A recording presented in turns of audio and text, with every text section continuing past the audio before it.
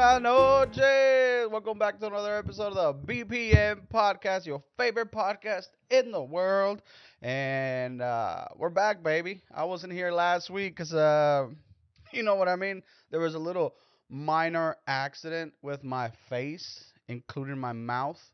Um, I had a little chipped tooth that was in pain over the Labor Day weekend. There was no dentist available. There was no there was emergencies, whatever, but I was like, the pain is not that bad. I'll deal with it. I'll go see somebody next week. So I had a chipped tooth, and I'll put up a picture right here and another one right there, just so you can see what it wasn't that bad. It was infuriating most than anything, for sure. I was not happy. I was not a happy camper. I I had numerous feelings about it. I was like, fuck, I'm gonna bleed everywhere. It's gonna hurt. And then immediately right after that, I was like, why is this happening to me? Like, what the fuck? What did I do? Why is karma trying to get back to me? Where did I fuck up? Where did I steered in the wrong direction, and now I have to make amends with karma by humbling myself. And I hate being humble. I like being humble, but I hate being humble. I don't know why I like it or hate it. I want to be myself. So I'm gonna explain what happened. So we have this ice paddles in the kitchen, right? There's this tube things. I'll put up a picture right there.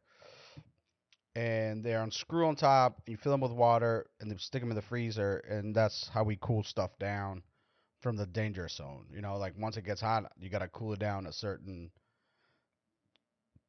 certain temperature in a 4 hour window, and if not, you gotta reheat it. This is this whole process of.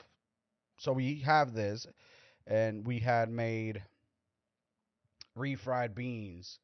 And refried beans, if you don't know, once they cool down, they become like fucking concrete. It just that paddle is about 2.5 feet long, maybe three. I think it's a 3 footer.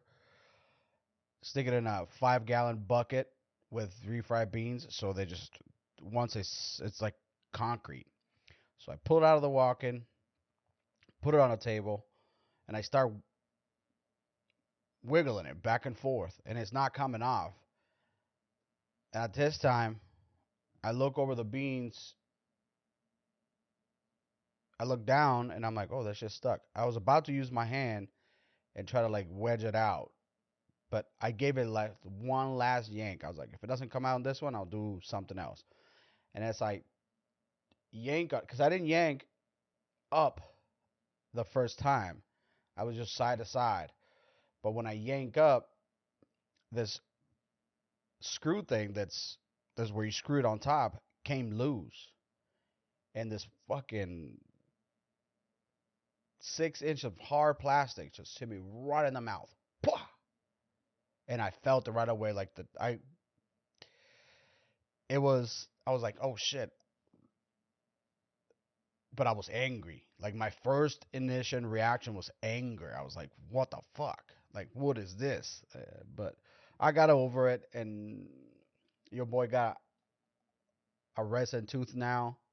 They wanted to do a whole crown, and they're gonna make me wait 2 months for an implant. I was like, I need the grill. I need the money maker back. I want to be able to eat. And now I feel like I have a lisp because the thing in the back of my tooth is a little rough. Not rough, but it doesn't feel like my tooth. And so I can't stop like playing with it. But I'm trying to coach myself not to be like too much into it, and possibly ruin it, because I just got it done last week on Wednesday of last week. This happened Saturday, and Monday everybody was out. Tuesday needed to recuperate. Uh, but shout out to everybody that helped me out. Um, he was very gentle, to say the least. I was like, damn dog, I got some tattoos. I didn't even feel you poke me. Where your hands at? and he was like, "Oh no, they call me the Phantom Hands." I'm like, "All right, easy, easy. My mouth is open. I can't see shit. This light is bright. Just get it done, all right? Stop messing with me and try to tell me you're nice, Mr. Smooth Hands. All of a sudden, all of a sudden, God dang it." So I was gonna record, even with the missing with the chipped tooth. I was gonna put up an episode, and in the middle of everything, I got this excruciating pain. Like I started to record, and I got this pain from like the AC hitting my face. That like it shot from my lip all the way to like behind my ear, and I was like, "Oh, that's not good." So I stopped, and I was like, I'll go back around, and if this pain goes away, I'll record." But I apologize, I didn't. I really wanted to. Uh, we are almost at the end of the year, and I've had a few come to Jesus moments as a person. That was one of them. The thing in the face was one of them. Because funny enough, I used to make fun of this coworker of mine because he had a something similar, and that shit fell out, and I was like, "Oh, you can stick your head out the window, and you'll whistle." I'm like, so corny, dude. But like, I could see it was bothering him that I made fun of something so personal. So I stopped. I didn't say anything else. And then when that happened to me, he came to me and he's like, "You know what? I feel your pain. Like, but this is karma." Like he was trying to like jab back at me for me. I was like, "Dude, you can make fun of me. It had like I'm not. I don't care. Like it just sucks that it has to happen on a long ass weekend when I can't get into the dentist's office." But he's like, "No, I feel your pain. I like it looks. Like he was nice about it, but like he wanted to get his like I was right. Karma was gonna get you for being such an asshole." But that don't matter, dude. That what I mean. That I saw two things. I saw either I'm too loud, and God is like, "Yo, listen, simmer down. This is not you." Pa. Or karma's like, "Hey, yo, stop making fun of people, because it'll happen to you, and it ain't funny, huh?" It is funny. It happened to me. You'll see these pictures. I look like a fucking Mexican vampire. Got had a baby with a shark that was on his last legs, on his last fins, and he was like, "We'll make a baby," and that was me. I look like a vampire slash Mexican shark thing. And everybody's like, "You gonna whistle when you stick your head out the window?" I'm like, "I live in Arizona, and nobody rolls their window down unless you're going through a drive-through. Nobody, unless you don't. If you don't have AC, you roll your windows down. But if you have AC in your car, the windows stay up, no matter what, no matter how. Oh, the weather's so nice. It's cloudy. It's 70. I don't care. I don't want to smell that fentanyl air. I'm good. I struggle with no AC most of my life. Now I have AC in my car. Guess what?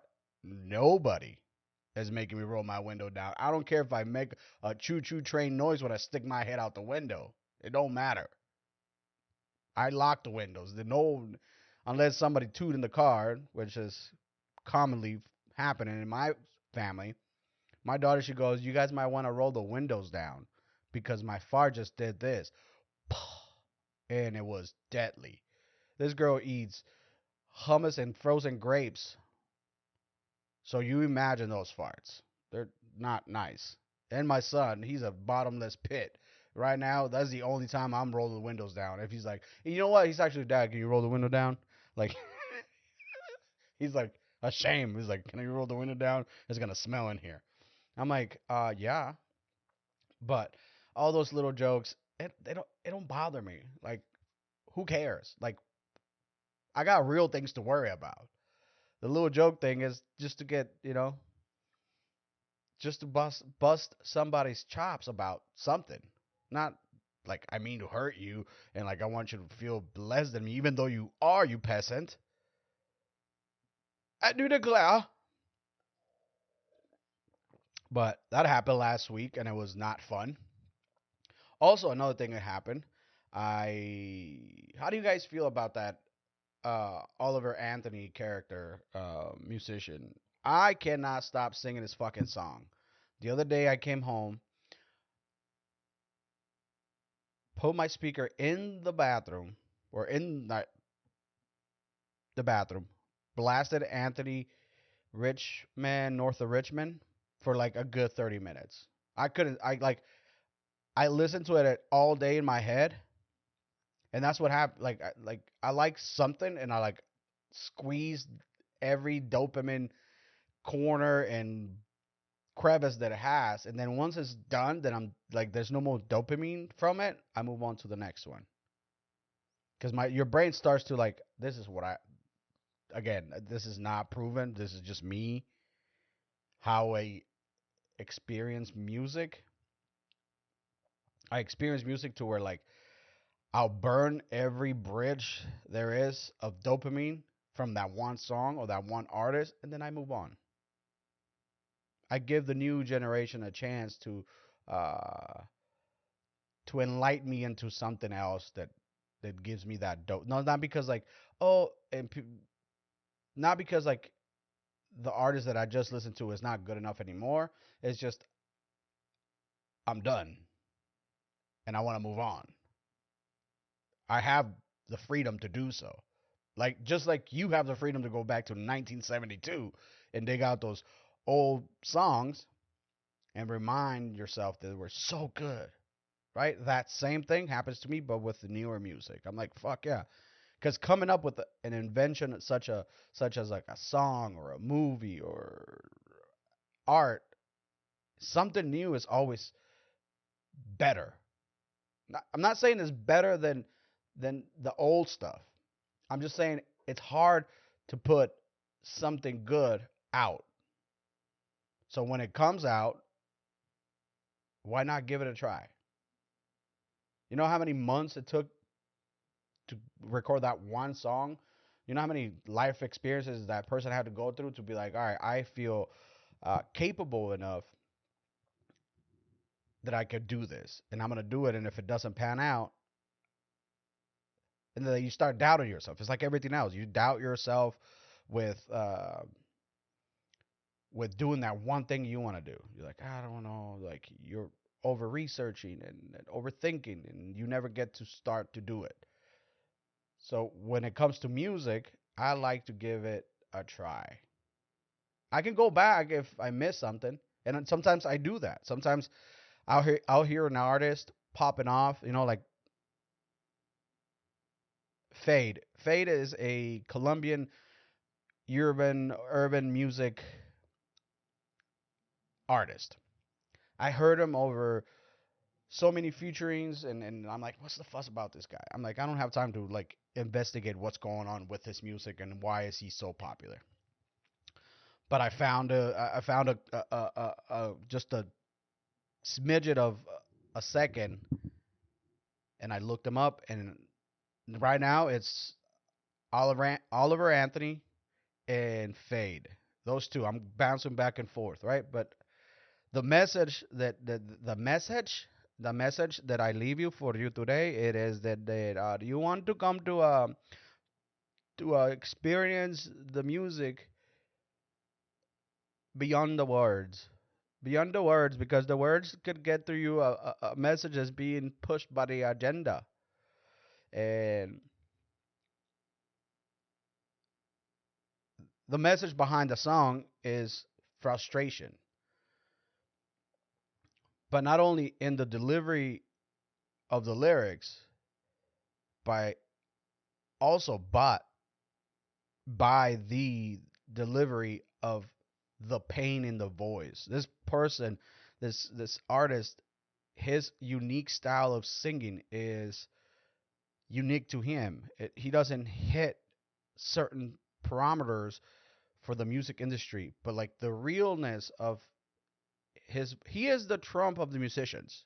He just came in and number one hit in 2 weeks. No record label, no record label, no fancy equipment, not a studio in sight, just out in the wilderness doing his thing. If people are gonna resonate with what you're doing, it don't matter where you do it. For so long, I was like, I'm not gonna do this podcast. I need all this equipment. I'm not by any way trying to say that my little podcast is a success story. I'm not. I don't have any measurements of what success is when it comes to this. I don't. I've never done any of this. So just the opportunity to do it every week is an accomplishment for me.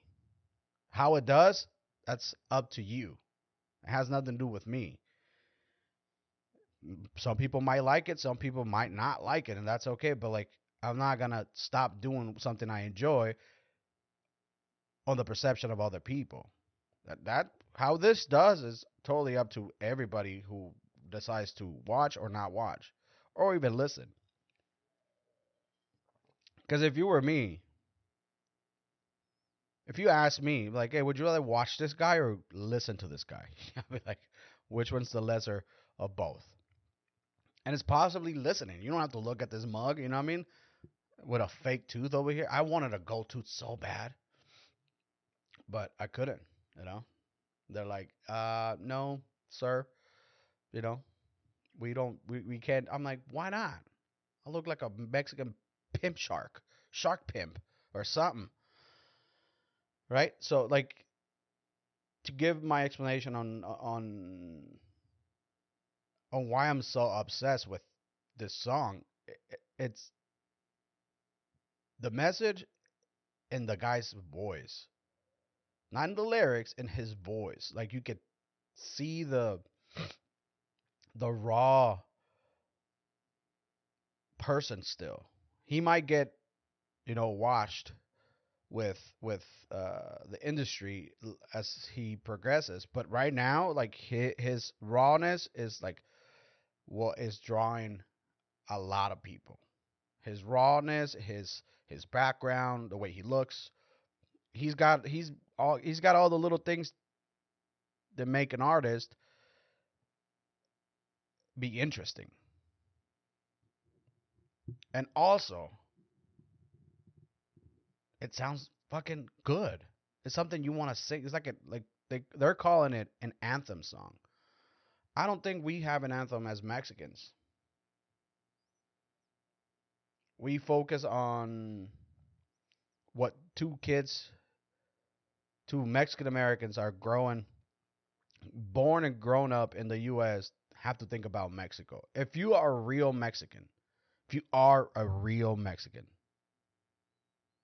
that shouldn't bother you. What other people think about their own experience with a place, a country, a person, or a food has nothing to do with you. And if you care that much at 35, 45 years old, shame on you. Don't you have to feed your grandma or change your grandma's diaper? Isn't that more important than shitting on two kids that they don't like Mexican food in Mexico or they don't speak the language correctly? I can't remember. Yaritza and Su Esencia, right? Yaritza and Su Esencia is like this Mexican love song writers, artist. They just, she has a voice that people like, and she made a mistake thinking that Mexico was going to welcome her with open arms. And to be honest, they don't. They don't because they're looking for anything to make you feel that you're not enough. And as a culture, that's we thrive on. I've never seen white people fighting on who's whiter. Not once in my life. I never been like, yo, hey, Kyle, I'm whiter than you because I hook up with my sister. Never. I'm more American than you because I know all my capitals, all the state capitals. I'm more Mexican than you because I love me a good cheeseburger. I love me a good diesel truck. And a bad day, a can of chew. What are you doing? Oh, you're working on computers, Kyle. Yeah, see, you're not white enough. I've never seen white people fight onto who's more whiter. But like that's a pride thing that us Latinos have. Like, it happens with like Dominicans and Republicans, Dominicans and Puerto Ricans. They're like, who's the best of? But we're all the fucking same. We're all the same. Don't care what you. Just because you love something more than I do doesn't mean you're more of that than I am.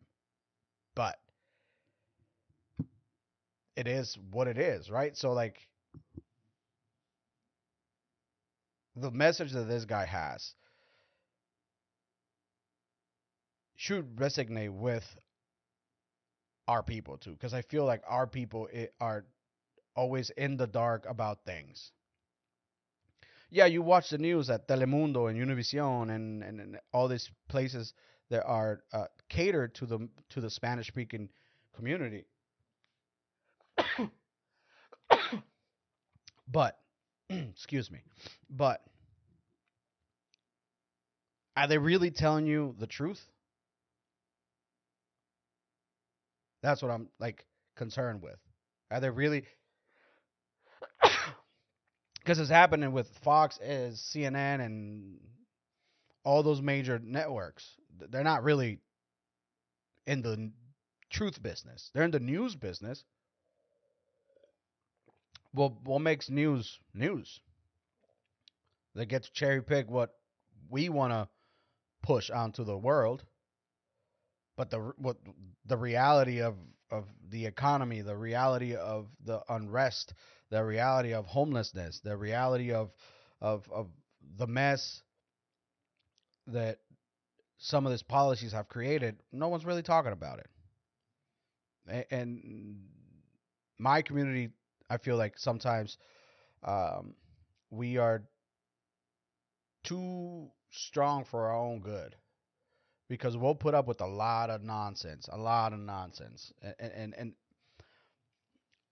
because either we're scared to confront, or we're scared that that job is not going to be our job anymore because you feel like you have limited capacity to find other things. That's not the case. You came to America because the opportunities are there. So don't get scared because you can lose a job. Jobs will be always there. Stand on your own little two squares and stand up for yourself. Have a voice. Don't let people run over you just because you are comprehensive about losing a job or not, or undercharging for your services because you want to get the job. Get paid what you deserve. Get paid for what you know. Don't get paid just because you want to have the job over somebody. Just to secure the bag don't mean you have to go below the like. I'll give you an example. I want to get my car tinted. I want to get the car that I have higher grade tint than the currently one it has. Than the current one that it has. I called three places. Right? I call one that's nearby my house, and they're called certain name, and this is what they do. This is the only thing they do. I called another place that's exactly same model, but in the south side. And then I call a buddy of mine that does the same thing. Let's say that the one in Midtown was about $100 more expensive than the one in the south side. And the homie I know was about 175 cheaper. He used to work at a place like that. He used to work at a dealership tinting windows. Like, this is what he does. Like, this is exactly what he does. This is his profession. This is how he makes a living. And I was like, yeah, yo, bro, why are you charging so little? He's like, what do you mean? I was like, you come to me. I don't have to go anywhere. You're providing a service. I could go to work and you come to my job and tint it. He's like, yeah. but why are you charging so little? He's like, because I'm trying to get more business. I was like, fuck that, dude. Don't do that. I was like, I mean, do it for me because I want to get attentive, but don't do that. Don't be. You got experience. You got all the tools. You are your job. Have you ever had any complaints? He's like two or three, but I fix them and send them on their merry way, charge free of charge. I'm like, okay, so why won't you charge, let's say, $100 more? He's like, because people get scared, they don't want to spend money. I'm like, yeah, but fuck that. You want to get those people out of your way and get to the people that want to pay. Because if this guy pays and he's got two cars, you might just get more business. Or what if his mom wants to get it? This is how you start building your clientele to move up. You can't just throw your work away for just because you need. And I get it. There's a lot of there's a lot of things that have to be in play. Do I have money for today? I don't have any money. I gotta bring some in. So instead of not bringing anything, I'll bring $150 for a tent for a SUV. I get that point as well. Like if you're charging $150 for an SUV, and the guys that are charging 320 for the same SUV, you're undercutting their throat, and you're still going to, like, I get it. Like you would rather have the 150 than nothing for the day, but you gotta build momentum, and that really got me thinking because like his work is legit, and he enjoys it. He wants to forever do this. He doesn't want to change. He enjoys the the process of everything. He's just a little stuck right now with prices, and that's what I mean. Like we are so willing to work. We're willing to fucking work so hard, even if we get paid less. Even if we get paid less. I'm not talking about me specifically. I'm talking about us as a community. You know, there's people. When I first wanted to learn how to cook, and I got my first real kitchen job, my shift was from 9 in the morning to 2 in the afternoon, 5 days a week. And I didn't complain, not one bit. I would come in every day for lunch, and I would go home at 2. But when I realized that they needed help at night, I asked. I'm like, hey, you guys want me to stay and work at night? And they're like, no, we can't pay you. I'm okay. Let me work an hour and a half every night for free. Just let me help you so I can learn. So I offer my time for me to learn. Because if I'm not here, I'm not learning because I'm at home. I'm going to watch TV. I'm going to do what I got to do to not think about work. But if I want to learn this, I have to sacrifice this. And that's okay because no one's willing to teach you for free. Nobody's going to teach you for free. And if they are, fucking keep them around. Teach people what you know. Because you're not taking that shit to the grave. Who cares?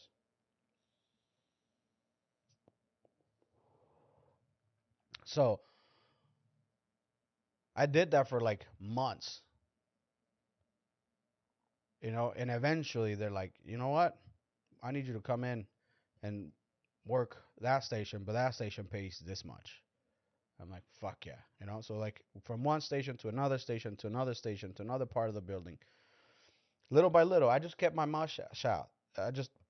If I wanted, I wasn't gonna say anything. Oh, what about that free time? No, that was my teaching moment. That was my school. I didn't have a chance to go to school, so I have to learn this through another avenue.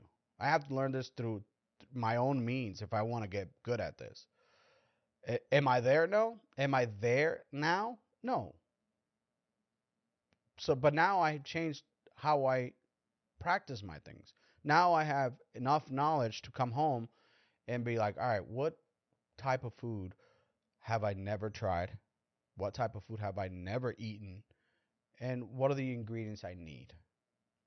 Put a list together, plan it out, cook it, feed it to my kids, and see what they think. Those are my two judges. I make them try everything. They try everything. But if I try to give them tomatoes, they fucking make faces.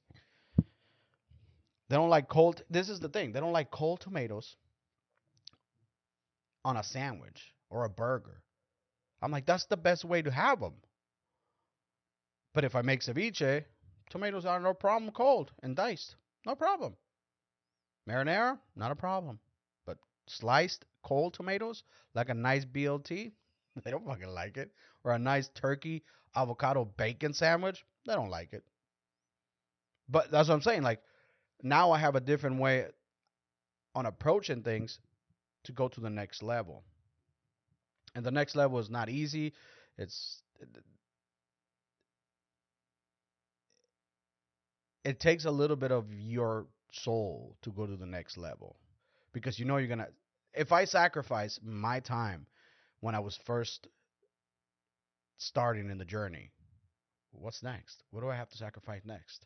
Like what's the big sacrifice you're not willing to do to go to the next step? Sacrifice not working a couple of days. This is what I told my buddy. Focus on fucking getting out there and getting your name out there to people's ear. People don't know you do this. How do I know you do this? Because we're friends. But no one knows that you're doing this. And if it's convenient enough where you can just show up to the crib and do it for them, they don't have to go anywhere. They don't have to get in the car, wait in the lobby of some place, you know. Focus on a couple of days out of the week. They'd be like, all right, today we're just doing marketing. Door to door, whatever it is, parking lots, whatever it is, whatever you have to do, flyers, business cards, whatever it is that you have to do, social media, do it. Because if you're not doing it, who is doing it? How do you know that? Yeah, you might got a nice tip from the last guy, but did he tell anybody? Probably not. So just trying to look out for yourself, because no one's going to do it. That's what I get from that song. Look out for yourself, because if you let the government dictate how they're going to take care of the problems we're having, all of a sudden, they ain't going to. That's not in their best interest. It's not in their best interest to make big pharma accountable for keeping people on fucking medications. That's what they want. They want people on medication, and no one's gonna. As long as they're paying that kickback, no one's gonna say anything until we say something. Because the goal of medicine should be not to be on medicine, to be on your own. The goal of medicine now today is you're gonna be on meds for the rest of your life. And I get it. There's cases where you have to be, but not in all. Like, I'm pretty sure blood pressure is cap, diabetes is cap. If you don't change the way you're doing things, then you need those meds. But that's another topic for another day. And I hate the term "stay woke" because it became something so ridiculous. But I'm not saying stay woke. I'm just saying don't trust anybody. Don't trust yourself either. If you trust yourself enough to get to 300 pounds, you're not very reliable, buddy. Just saying. And I'm not no one. I'm not here to preach or anything. I'm just saying, don't listen to people about your life.